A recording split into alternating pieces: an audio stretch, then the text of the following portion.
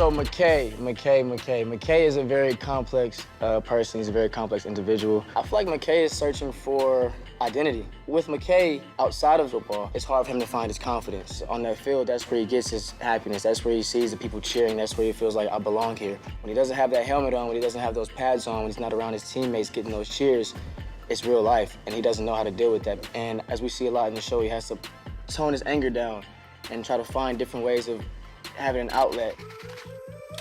I don't know, Dad. I'm not the best. I know if I'm not the best, there's no way I'm getting drafted. I don't know what to do with that. He doesn't want to disappoint his dad in every decision that he makes. Him and his dad have this bond that they've created from sports, which is really both of their lives at this point. And as we see, you know, that kind of starts to crumble as it continues to go on. Look, I'm gonna be honest with you, Cass. I feel like if we go to this party and you dress like that, I ain't gonna ever hear the end of it. In like a good way or a bad way? In a bad way. He has to try to figure out how to deal with his girlfriend that puts him in weird situations or makes him feel a certain way or makes him feel insecure about himself. You just see the insecurities of a young man in those situations because everyone wants his girl. He has the girl, but he still knows that everyone wants her. Every time he goes around his friends, she's always getting talked about. There's never any respect or privacy when it comes to his girlfriend, and so that comes up in his mind when he's around her. And he doesn't want to say anything about it because he doesn't want to seem insecure, but all those things take play in that, and those things cause his reactions to be the certain ways that they are to her.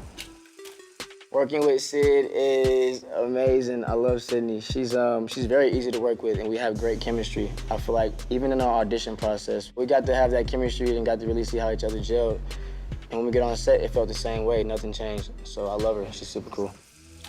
My favorite part of Euphoria, for sure, hands down, would just have to be the freedom that we experience on set. The energy is better when you have that environment to work. When I feel comfortable with my character, I feel like there are actually real-life things that I relate to with my character. Things that I do in my personal life that we actually use for the character McKay. I'm a really big person on words. I speak my words every day. I speak like into the atmosphere. I make sure I put out there what I want to receive. And so I get in the mirror every day and I do that. And there's an interesting scene like we see in the episode of McKay when he's just looking in the mirror.